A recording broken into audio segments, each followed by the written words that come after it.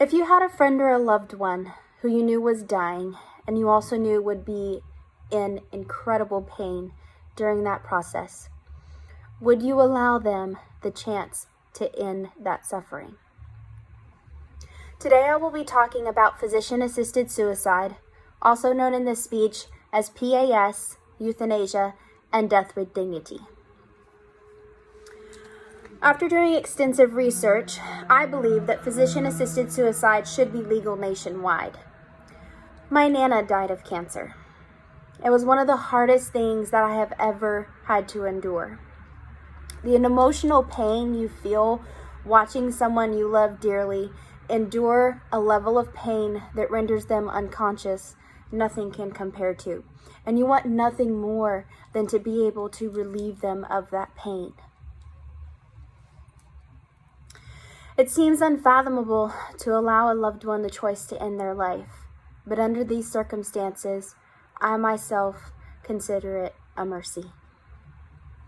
Physician-assisted suicide is arguably the most highly controversial subject within the medical community. The American Medical Association states, physician-assisted suicide occurs when a physician facilitates a patient's death by providing the necessary means and/or information to enable the patient to perform the life-ending act. We will be going over physician-assisted suicide as a valid option for terminally ill patients. Physician-assisted suicide, their life, their choice. Also, in which states physician-assisted suicide is legal, and how could that policy be implemented in Texas?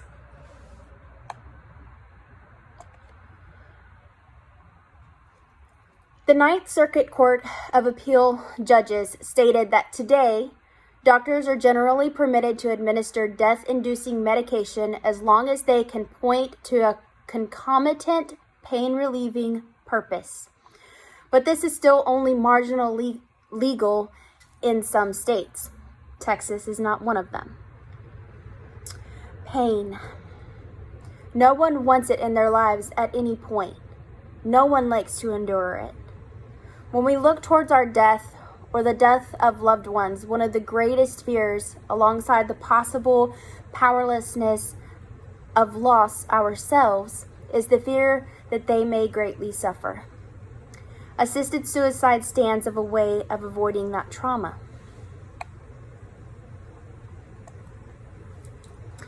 What about hospice and palliative care, you might ask? Aren't they designed to make patients comfortable at end of life? Yes, palliative care is an option for patients who are in pain. There are many different pain medications specifically for end-of-life patients who are suffering.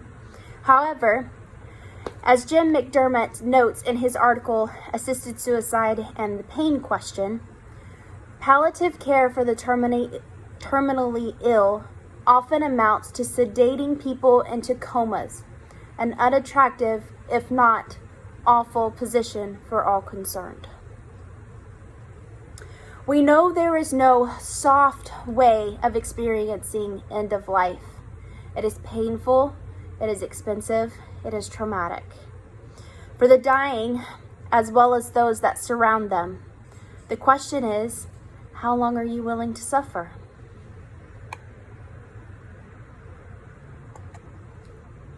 My body, my choice.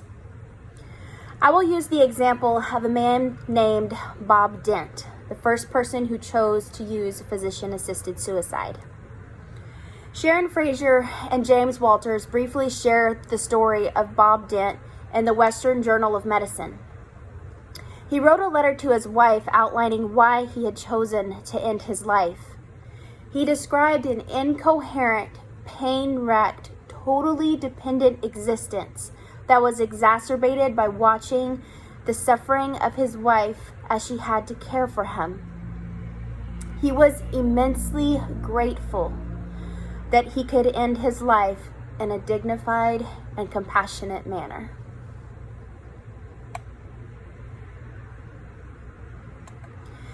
As a society, we believe in the principles of individual autonomy, liberty, justice, and democracy.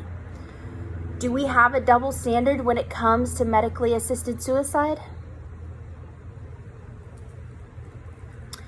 Is PAS selfish of the patient or the family, or is it a mercy? A thought that may come to mind is how one suffering isn't considering the feelings of those around them. How selfish is it to want to end their own suffering, depriving everyone else of as much time as possible with them? At the end of life, it is also only natural for us to think about how we can help the one that's dying. We flock to their side and are there even if it is just sitting silently. Would you be willing to give that precious someone in your life, someone you loved with everything you have, a chance at compassion? One last chance to do something for the people that they love.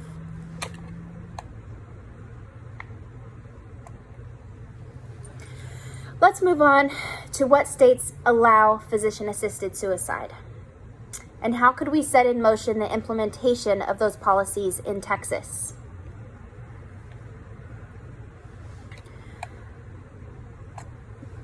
The legislation refers to physician-assisted suicide as death with dignity. 8 states within the United States have death with dignity statutes, as well as Washington, D.C. These states include California, Colorado, Maine, New Jersey, Oregon, Vermont, Washington, and Hawaii.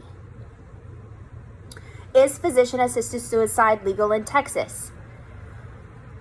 Texas has no current PAS legislation.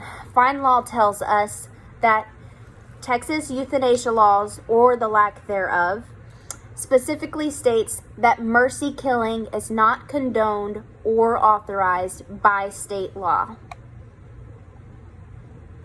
Implementation of a Death with Dignity Act starts with your state representative and senator.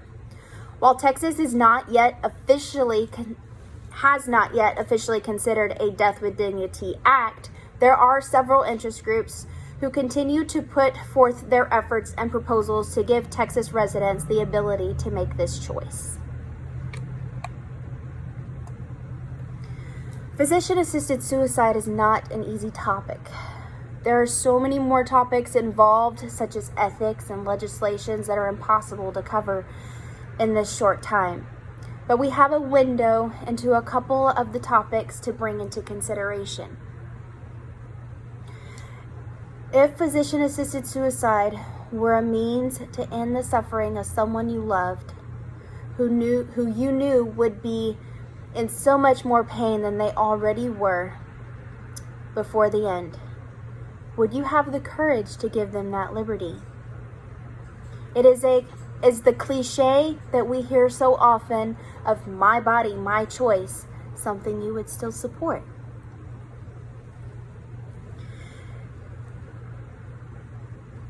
If your loved one was dying and their last wish was to do something for you at their weakest point, would you allow them that opportunity?